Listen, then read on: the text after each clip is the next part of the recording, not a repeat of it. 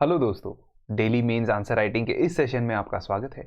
आइए डिस्कस करते हैं ज्योग्राफी का एक बहुत ही इंपॉर्टेंट सवाल। प्रीवियस ईयर क्वेश्चंस के अंदर से हमने एक सवाल उठाया है और उसको आज डिस्कस करेंगे। उस डिस्कशन में आपको बताएंगे कि how do ocean currents and water masses differ in their impact on marine life and coastal environment. Give suitable examples. Now basically ये 15 मार्कर क्वेश्चन है और इसके अंदर हम ओशन करंट्स और वाटर मासेस में कई बार कंफ्यूज हो सकते हैं। देखिए, नथिंग इज देयर, समझने के लिए बस यही समझना है कि हमने कॉन्सेप्ट टू कॉन्सेप्ट जाना है। ज्योग्राफी के अंदर सबसे इंपॉर्टेंट चीज़ ये होती है कि आपको कॉन्सेप्ट्स पता हो, उससे रिलेटेड अगर आपको 2-3 एग्जाम्पल्स पता हो तो आप हर चीज़ का आंसर दे सकते हैं, चाहे वो जियोफिजिकल फिनोमेना हो, चाहे वो टाइप ऑफ लैंड फॉर्म हो, चाहे वो आपके ओशन करंट्स या ओशनोग्राफी के बारे में हो या क्लाइमेट टाइप्स के बारे में हो। आपको बेसिक्स बहुत ज़रूरी है समझने, इसलिए ज्योग्राफी की एनसीईआरटी को आपने बहुत थॉरोली कवर करना है, खास तौर पे क्लास 11 और 12th की एनसीईआरटीज़ को। तो यहाँ पे अगर आपने क्लास 11 और 12th की एनसीईआरटीज़ कवर की है तो आप कुछ हद तक इसका आंसर देने के लिए केपेबल हो सकते हैं।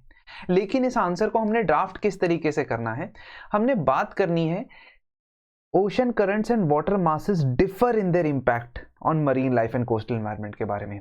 इसका मतलब हमें क्लियर कट डिफरेंस दिखाना पड़ेगा कि वाटर मासेस और ओशन करंट्स क्या क्या हैं, कैसे एक दूसरे से अलग है। अगर आपसे सिंपल पूछा जाता कि how do ocean currents and water masses affect marine life and coastal environment, तो मैं आपको ये टेबल बनाने को नहीं कहता। मैं कहता कि आप एक ही हेडिंग में लिख दो कि impact of ocean current and water mass on marine life, impact of ocean current and water mass on coastal environment और क्लाइमेट। लेकिन प्रॉब्लम क्या आ जाती है? प्रॉब्लम यहां से आती है कि आप डिफरेंशिएट कर पाओ, ये चीज आप आंसर में अपने कैसे लाओगे, वो यहां पे मैं आपको बताऊंगा। अब सबसे पहले तो दोनों ही कॉन्सेप्ट्स को हमें समझना और समझाना एग्जामिनर को जरूरी हो जाता है। तो इसलिए in the introduction we will introduce by the definition of ocean currents and the definition of water मास।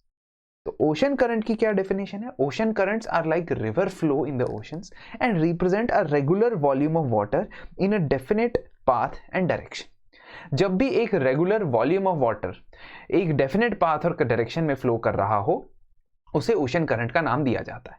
अब ओशन करंट के अंदर फ्लो करने वाला जो वाटर होता है ना, उस वाटर को वाटर मास बोला जाता है। रीजन बीइंग कि जैसे हम एयर मासेस के बारे में पढ़ते हैं that it is a homogeneous column of air that has similar temperature conditions. ठीक है, सिमिलर टेम्परेचर और प्रेशर कंडीशंस के अंदर कोई एयर का कॉलम मास आपको मिल जाए तो उसे एयर मास कहते हैं। तो वैसे ही वाटर के अंदर भी homogeneous body of a high volume of ocean water in terms of temperature and salinity. यहाँ पे सैलिनिटी का कॉन्सेप्ट आ जाता है कि पर 1000 mm कितना सॉल्ट कंटेंट है। तो क्यों आ जाता है फर्क? क्योंकि पानी की डेंसिटी डिपेंड्स कि उसमें सैलिनिटी कितनी, and it is directly proportional. तो जितना सेलाइन वाटर होगा, जितनी सैलिनिटी पानी की ज्यादा होगी, पानी या वाटर मास उतना ही डेंस होगा। जब ये डेंस वाटर मास अपने डेंसिटी की वजह से नीचे रह जाता है, नीचे हो जाता है, और जो लेस डेंस वाला वाटर मास है वो ऊपर रह जाता है, तो उनके बीच में टेम्परेचर डिफरेंस भी हो जाता है, बिकॉज सनलाइट ऊपर वाले पे डायरेक्टली फ्लो कर रही है और नीचे तक सनलाइट नहीं पहुंच पा रही है। और दूसरा, डेंसिटी डिफरेंस भी हो जाता है। तो इस टेम्परेचर और डेंसिटी डिफरेंस की वजह से अलग अलग वाटर मासेस क्रिएट होते हैं। अब अर्थ में बहुत सारी फोर्सेस काम कर रही होती हैं। जैसे अर्थ रोटेट कर रही है अपनी एक्सिस के अराउंड, तो उसकी वजह से कोरियोलिस फोर्स बन जाती है। अर्थ के ऊपर यानी कि अर्थ की ट्रोपोस्फेयर के अंदर प्लैनेटरी विंड सिस्टम काम कर रहा है। ठीक है, ओशंस के अंदर डिस्ट्रीब्यूशन ऑफ ओशंस है और ओशन बेड के ऊपर कुछ तरीके की लैंडफॉर्म्स बने हुए हैं, कॉन्टिनेंट्स बने हुए हैं। तो इस वजह से लैंडफॉर्म्स और कॉन्टिनेंट्स की वजह से, ये मैं क्या बता रहा हूं? ये मैं सभी कारण बता रहा हूं, रीजंस बता रहा हूं ओशन करंट्स फ्लो क्यों करते हैं। सबसे पहला रीजन हमने देखा टेम्परेचर और डेंसिटी के डिफरेंस की वजह से, दूसरा कोरियोलिस फोर्स की वजह से, तीसरा प्लैनेटरी विंड सिस्टम्स की वजह से, जो सरफेस ओशन करंट्स होती हैं यानी कि जो top layer of the ocean की अंदर ओशन करंट्स फ्लो करती है उसकी वजह से, और लैंडफॉर्म्स की डिस्ट्रीब्यूशन की वजह से। सारे फैक्टर्स होते हैं जिसकी वजह से ओशन करंट्स फ्लो करती हैं। So what you understand is कि वाटर मासेस जो है एक वॉल्यूम ऑफ वाटर है, और जब वो वॉल्यूम ऑफ वाटर फ्लो कर रहा होता है इन सभी कारणों की वजह से, that is called ocean current. तब पर्टिकुलरली ओशन करंट की वजह से क्या क्या इंपैक्ट पड़ता है और वाटर मासेस की वजह से क्या क्या इंपैक्ट पड़ता है, हमने देखना है। हम जब ज्योग्राफी की एनसीईआरटी कवर करते हैं तो हम ये पता लगाते हैं कि दो तरीके की करंट्स होती हैं, एक वार्म करंट, एक कोल्ड करंट। अदरवाइज अगर हम टेम्परेचर के अलावा किसी और बेसिस पे क्लासिफाई करना चाहे, फॉर एग्जांपल हम डेप्थ के बेसिस पे क्लासिफाई करना चाहे, तो हम ये कह सकते हैं that some currents are surface water current, surface के ऊपर वाली लेयर्स में फ्लो कर रही होती है, कहीं पे डीप वाटर करंट्स होती हैं। ठीक है, आमतौर पे जो कोल्ड करंट्स होती है डीप वाटर करंट्स होती है। खैर, इसके बारे में हम क्या बात करेंगे कि एक तो ये फिनोमेना होता है जिसके अंदर ये अलग अलग ओशंस के अंदर, आपका अटलांटिक ओशन हो गया, आपका पैसिफिक ओशन हो गया, आपका इंडियन ओशन हो गया, आपका एंटार्क्टिक ओशन हो गया, इन सभी ओशंस के अंदर ओशन करंट्स फ्लो करती हैं। क्या फैक्टर्स हैं मैंने आपको पहले ही बता दिए हैं। टेम्परेचर के हिसाब से उनको वार्म और कोल्ड करंट में डिस्ट्रीब्यूट किया जाता है, डिवाइड किया जाता है, और इन वार्म और कोल्ड करंट्स की वजह से पूरे के पूरे ओशन के अंदर जो मरीन ऑर्गेनिजम्स हैं और सारे के सारे कोस्टल एनवायरनमेंट के ऊपर बहुत असर पड़ता है। अब वाटर मासेस की बात करें तो वाटर मासेस की मूवमेंट हॉरिजॉन्टल भी हो सकती है। जब ये हॉरिजॉन्टल होती है तो इसको कहते हैं ओशन करंट्स, है ना। लेकिन जब एक वाटर मास की मूवमेंट वर्टिकल होती है तो उसको कहते हैं अपवेलिंग या डाउनवेलिंग। अगर वाटर का मास ऊपर से नीचे से ऊपर आ रहा है, if it is coming upwards then it is called upwelling, और अगर वो नीचे की तरफ जा रहा है ऊपर से, तब उसे कहते हैं डाउनवेलिंग। तो जो वाटर मासेस वाला आंसर होगा ना, या वाटर मासेस वाला सेगमेंट होगा, उसमें हम अपवेलिंग और डाउनवेलिंग की बात करेंगे, जबकि ओशन करंट वाले में हम हॉरिजॉन्टल मूवमेंट ऑफ वाटर की बात कर रहे हैं, यानी कि over the surface of the earth कैसे वाटर जो है वो फ्लो कर रहा है और flowing in a horizontal direction. I hope आपको इतना समझ आ गया होगा। अगर आपको यह कंसेप्ट क्लियर है तो उसके बाद ही आप इसके ऊपर एक आंसर ड्राफ्ट कर सकते हो। इस आंसर के अंदर आप एक टेबल बनाएंगे जिसमें आप कहेंगे कि ओशन करंट का मरीन लाइफ के ऊपर क्या क्या इंपैक्ट पड़ता है।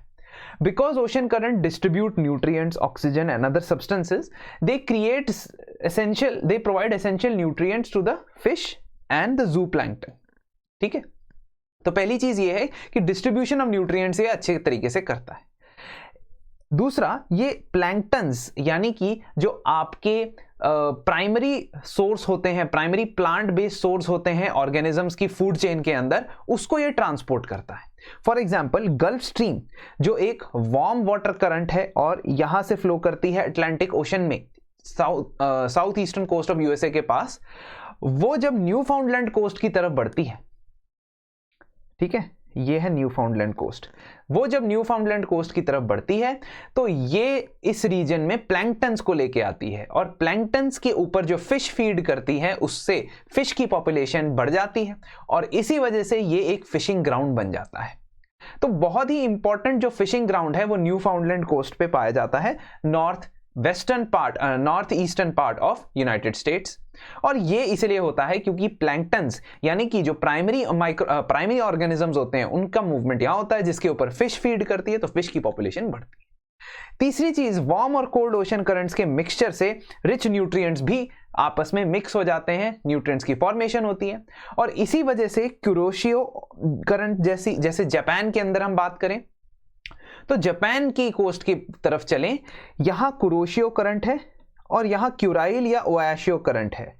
तो कुरोशियो जो करंट है वो वार्म करंट है, ओयाशियो जो करंट है वो कोल्ड करंट है, क्योंकि वो टॉप पोल से इक्वेटर की तरफ आती है और ये इक्वेटर से पोल्स की तरफ जाती है। जब इनका मिक्सचर होता है तो वहां पे एक बहुत ही इंपॉर्टेंट फिशिंग ग्राउंड क्रिएट होता है, क्योंकि ये न्यूट्रिएंट्स को आपस में मिक्स करवाते हैं। वार्म वाटर के न्यूट्रिएंट्स, कोल्ड वाटर के न्यूट्रिएंट्स आपस में मिक्स हो जाते हैं, और इसी वजह से ये भी एक प्रोडक्टिव फिशिंग एरिया बन जाता है। तो सेकंड वाले पॉइंट में हमने बोला था प्लैंक्टन्स मूव हो रहे हैं, और यहां पे हमने बोला है कि न्यूट्रिएंट्स मूव हो रहे हैं। Then sometimes they can be harmful also for some planktons. ठीक है, ये मैंने पूरा नहीं लिखा है। हार्मफुल फॉर सम प्लैंक्टन्स कैसे कि कई बार ये न्यूट्रिएंट्स दूर भी ले जाते हैं, है ना, because they are bringing nutrients at some place, they might be taking away the nutrients from that place as well. तो इसीलिए कई बार कुछ प्लैंकटन पॉपुलेशन के लिए ये हार्मफुल भी करंट्स रहती हैं। तो ये चीज अगर आपने मरीन लाइफ के ऊपर इंपैक्ट बता दिया तो आपका मरीन लाइफ वाला कंपोनेंट पूरा हो गया है। अगर वही बात करें मासेस, वाटर मासेस की, तो यहां पे हम डाउन स्वेलिंग और अपवेलिंग की ही बात करेंगे, क्योंकि ओशन करंट की हम बात इस कॉलम में कर चुके हैं। तो डाउन वेलिंग की वजह से क्या होता है, कई बार जो ऑक्सीजन कंटेंट होता है ऊपर वाले सरफेस वाले वाटर में वो नीचे की तरफ जा पाता है, और बेंथिक ऑर्गेनिजम्स यानी कि जो ओशन बेड के पास, सी बेड के पास ऑर्गेनिजम्स रहते हैं, उनको ये ऑक्सीजन प्रोवाइड करता है, उनकी सस्टेनेंस में मदद करता है। और अगर डाउन वेलिंग एरियाज हो रही है, कहीं पे डाउन वेलिंग हो रही है, डाउन वेलिंग का मतलब मैंने क्या बताया था, ऊपर से जो वाटर मास है वो नीचे की तरफ जा रहा है, तो वहां ऊपर की जो लेयर्स है वहां की प्रोडक्टिविटी या वहां की बायोडाइवर्सिटी कम मिलेगी आपको। तो ये सीधा सीधा आपके ऊपर इंपैक्ट डालने वाला है। खास तौर पे हम बात करते हैं अगर we talk about El Nino effect, तो एल नीनियो के दौरान क्या होता है, जो पेरुवियन कोस्ट है, पेरू की कोस्ट है, यहां पे आ जाते हैं। एल नीनियो के दौरान यहां पे डाउन वेलिंग होती है, और जिसकी वजह से जो फिशिंग ग्राउंड्स है वो कम फिशिंग, यहां पे मतलब वर्टिकल मूवमेंट होती है पानी की नीचे की तरफ, और इसकी वजह से जो है फिशिंग ग्राउंड जो है कम फर्टाइल हो जाते हैं, फिशिंग इंडस्ट्री जो है वो इससे अफेक्ट हो जाती है, फिश की लाइफ के ऊपर इफेक्ट पड़ता है। और जब अपवेलिंग होती है तो उस वक्त देयर जो नॉर्मल साइकिल होती है उसमें अपवेलिंग होती है, तो फिशिंग बहुत अच्छे से यहां पे हो जाती है। सो कहने का ये मतलब है कि आपको ये देखना है कि, तो इसीलिए अपवेलिंग ना हो पाने की वजह से पेरू की कोस्ट में यानी साउथ अमेरिका की जो वेस्टर्न कोस्ट है वहां पे न्यूट्रिएंट्स की फॉर्मेशन नहीं होती है, न्यूट्रिएंट ऊपर नहीं आ पाते हैं, और there it causes a loss of biodiversity in the fish population या loss of lives in the fish population. तो ये चीज हमने यहाँ पे देखनी है कि अप और डाउन जब पानी जाता है, वाटर मासेस जाते हैं, तो उससे बहुत ज्यादा फर्क पड़ता है मरीन लाइफ पे। दूसरा हमने कोस्टल एनवायरनमेंट की बात की थी। अब कोस्टल एनवायरनमेंट की बात करें तो if we talk about ocean currents, तो ओशन करंट्स का बहुत ही मेजर इंपैक्ट रहता है कि किस तरीके का क्लाइमेटिक कंडीशंस या वेदर कंडीशंस रहती हैं हमारे कोस्टल एनवायरनमेंट में। फॉर एग्जांपल अगर हम बात करते हैं ओवरऑल हीट बैलेंस की, तो वार्म करंट्स, क्योंकि वार्म वाटर ट्रॉपिक से पोल की तरफ लेके जाती हैं, और पोल से जो कोल्ड वाटर है वो इक्वेटर की तरफ आता है, तो एक तरीके से हीट बैलेंस बना रहता है, हीट बैलेंस मेंटेन रहता है। अदरवाइज जो इक्वेटोरियल और ट्रॉपिकल रीजन्स हैं वो बहुत ही ज्यादा वार्म हो जाएंगे, वहां का ओशन वाटर, कई बार ऐसा हो सकता है कि वहां पे लॉस ऑफ लाइफ हो जाए, और एक्चुअली में हीट बैलेंस मेंटेन करना बहुत ज्यादा इंपॉर्टेंट इसलिए हो जाता है क्योंकि उससे क्लाइमेट अफेक्ट होता है। सेकेंड पॉइंट में हम ये देखेंगे कि सरफेस करंट्स के फ्लो की वजह से कई एरियाज के अंदर जो है मॉडरेटिंग इफेक्ट आता है क्लाइमेट पे। फॉर एग्जाम्पल हम अगर यूरोप की वेस्टर्न कोस्ट की बात करते हैं, यूरोप की वेस्टर्न कोस्ट डील करती है या नॉर्थ वेस्टर्न कोस्ट डील करती है ब्रिटिश टाइप ऑफ क्लाइमेट में, क्योंकि ये टेम्परेट जोन में है और बहुत ज़्यादा यहाँ पे जो है सर्दी ठंड रहती है, तो उस एरिया को थोड़ा सा मॉडरेटिंग इफेक्ट प्रोवाइड करता है वार्म करंट्स जो फ्लो कर रही होती हैं on the coast of Britain, जिसे नॉर्थ अटलांटिक ड्रिफ्ट भी बोला जाता है। इसी नॉर्थ अटलांटिक ड्रिफ्ट की वजह से जो नॉर्वेजियन सी है या नॉर्वेजियन वाटर्स है उसमें जो पानी फ्रोजन नहीं रहता है। Otherwise if we talk about the latitude उस नॉर्वेजियन वाटर का इतना हाई है कि वहां पे फ्रोजन वाटर होना चाहिए, लेकिन नहीं होता है। क्यों? क्योंकि वहां पे वार्म करंट्स फ्लो कर रही होती हैं, और कई बार इन्हीं वार्म करंट्स की वजह से जो, क्योंकि ये वार्म करंट्स हैं तो इजीली इवेपोरेट हो जाती हैं, इवेपोरेट होने की वजह से रेनफॉल यहां पे देखने को मिलती है। Even in the winters we see rainfall happening in the British type of climate, and that happens because of the warm currents that are flowing. तो ये सीधा सीधा कोस्टल एनवायरनमेंट पे इफेक्ट डालता है। फिर हमने देखा है कि जो वेस्टर्न मार्जिन्स होते हैं कॉन्टिनेंट्स के, वहां पे हम डेजर्ट्स की फॉर्मेशन देखते हैं। तो जो भी कोल्ड करंट्स होती हैं, जो भी कोल्ड करंट्स होती हैं वो इवेपोरेशन इजीली नहीं होने देती हैं, बिकॉज इवेपोरेशन उनके पानी का इजीली नहीं हो पाता है। इसी वजह से प्रेसिपिटेशन भी कम होती है, और ये एक डेसिकेटिंग इफेक्ट लेके आते हैं on the western margins of the continent. तो western margin of the continent का एग्जांपल यहां पे हम अफ्रीका के अंदर देख सकते हैं कि जो नमीबिया का डेजर्ट है, नमीब डेजर्ट है, that Namib desert is an effect of the desiccating effect of Benguela current. क्योंकि ये बेंगुएला करंट आप ब्लू में देख रहे होंगे, ये एक कोल्ड करंट है जो साउथ अटलांटिक से आती है या एंटार्क्टिक ओशन से आती है। तो इस ओशन करंट की वजह से डेसिकेटिंग इफेक्ट होता है। सिमिलरली हम सहारा के लिए भी कह सकते हैं कि ये जो कोल्ड कैनरी करंट है ये फ्लो कर रही है और यहाँ पे हम सहारा डेजर्ट की फॉर्मेशन देख सकते हैं। तो कहने का क्या मतलब है कि आपके डेसिकेटिंग या डेजर्ट फॉर्मेशन के अंदर ये सीधा सीधा इंपैक्ट डालती है।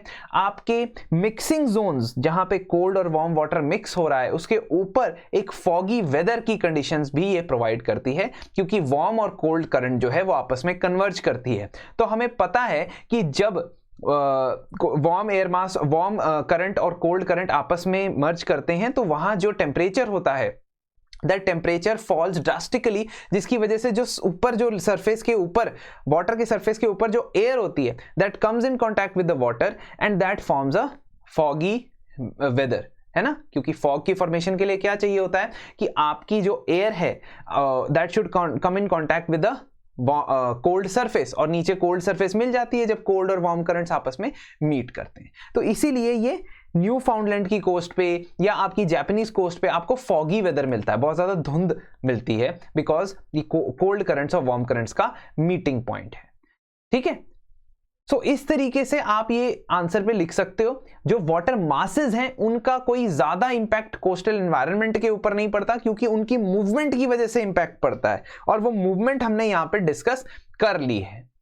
Finally we can say and we can conclude कि वाटर मासेस भी हैं, ओशन करंट्स भी हैं, दोनों की एग्जिस्टेंस का फर्क पड़ता है कोस्टल हैबिटेट्स पे, लेकिन हम एंड में कंक्लूड करेंगे कि ओशन करंट्स का काफी ज्यादा ड्रामेटिक और काफी ज्यादा लॉन्ग लास्टिंग इंपैक्ट पड़ता है पूरे के पूरे एरिया के ऊपर। तो इस तरीके से आप टेबुलर फॉर्म में इस आंसर को कंप्लीट कर सकते हैं। सबसे इंपॉर्टेंट है कि आपको कंसेप्ट्स पता होने चाहिए, concepts of why ocean currents are formed, concepts of water masses and what is the impact of these on the coastal environment as well as on the marine life. तो इस तरीके से आप अपने आंसर को यहां पे लिख सकते हो।